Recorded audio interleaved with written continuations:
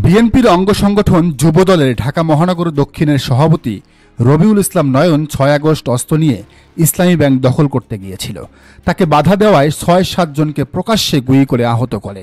এর আগে ৫ আগস্ট সময় টিভি দখলের ভিডিও আপনারা দেখেছেন। তারপরও এই নয়নের কিছু হয়েছে? নয়নের চুলটাও ছেড়ে নাই বিএনপির হাইকমান্ড। পুলিশ কিছু করেছে না করে নাই, বরং এই রবিউল ইসলাম নয়নের প্রমোশন হয়েছে। তার কিছুই হবে না, কারণ এই রবিউল ইসলাম নয়নরা বিএনপির প্রাণ। ঠিক যেমন আওয়ামী লীগের সময় যুবলীগের ইসমাইল হোসেন সম্রাট ছিল, এই রবিউল ইসলাম নয়ন ইশরাকের মেয়র হওয়ার আন্দোলনে নেতৃত্ব দিয়েছে। হাজার হাজার টোকাই মাস্তান নিয়ে যমুনা ঘেরাও করেছে। এদেরকে বিএনপির লাগবেই। তারেক রহমানের প্রধানমন্ত্রী হইতে গেলে লাগবে, ইশরাকের মেয়র হইতে গেলে লাগবে, কারণ এরা একই সাথে টাকা এবং ম্যান পাওয়ার দুটোই সাপ্লাই দেয়। এরা না থাকলে বিএনপির অস্তিত্বই থাকবে না। আজ চকবাজারে ব্যবসায়ী সোহাগকে মেরেছে কারা জানেন? এই রবিউল ইসলাম নয়নের ডান হাত বাম হাত। বিএনপি যদি নয়নকে শাস্তি দিত আগের ঘটনায়, তাহলে আজ এমন ঘটনা কি ঘটত? এমন ঘটনার পুনরাবৃত্তি কি হতো? বিএনপি যে দলগতভাবে সন্ত্রাস পালে তার হাজারটা নমুনা দেয়া যাবে। সব বাদ দেন, নারায়ণগঞ্জের ৩২ মামলার আসামি জাকির খানটা কেন ছাড়া পায়? কার তদবিরে এত বড় একজন সন্ত্রাসী সব মামলায় একসাথে জামিন পায়? তারেক রহমানের লবিং ছাড়া সম্ভব? কেন তাকে জেল থেকে বের করা হয়েছে? কারণ নারায়ণগঞ্জে শামীম ওসমানের ফাঁকা স্থান, মানে শূন্য স্থান দখল করতে হবে। সেটা করানো হয়েছে এই জাকির খানরে দিয়া। একটা খুনি গুন্ডারে জাতীয় নেতা বানাইছে। খুনি পালতেছে বিএনপি। লেখক সাদিকুর রহমান এ ব্যাপারে লিখেছেন, আমার জীবনে এর চেয়ে বিভৎস ভিডিও আমি আর দেখি নাই।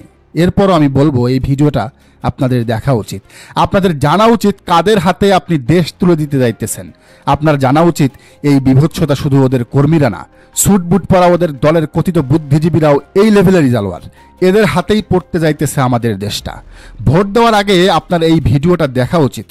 যত ট্রমা লাগুক, যত খারাপ লাগুক, আপনার জানা উচিত আপনার সন্তান আর আপনার দেশকে আপনি কোন জালোয়ারদের হাতে তুলে দিতে চাইতেছেন।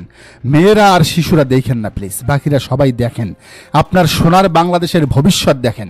আইয়ামে জাহেলিয়াতের জালোয়ারদের দেখেন।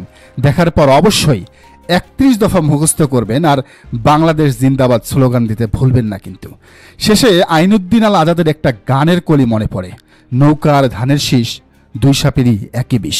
এই মুহূর্তে সবার, মানে জামাতে ইসলামী, এনসিপি, চরমনাই সহ দেশের প্রতিটি দলের উচিত আওয়ামী লীগের মতো বিএনপিকেও বয়কটের ডাক দেয়া। দেশবাসী আওয়ামী লীগের জুলুম থেকে মুক্ত হয়েছে ১৭ বছরের আন্দোলনের পর। বিএনপি নামের আরেকটা আওয়ামী লীগ যেন ক্ষমতায় গিয়ে দেশটাকে জাহান্নাম বানাতে না পারে, সেজন্য দলমত নির্বিশেষে সবার একতাবদ্ধ হওয়ার এখনই সময়। দর্শক, আপনারও কি তাই মনে হয়, নাকি বিএনপি সঠিক পথেই আছে? জানান কমেন্টের ঘরে। আর এই চ্যানেলে নতুন হলে অবশ্যই চ্যানেলটি সাবস্ক্রাইব করে বেল আইকনটি বাজিয়ে রাখুন।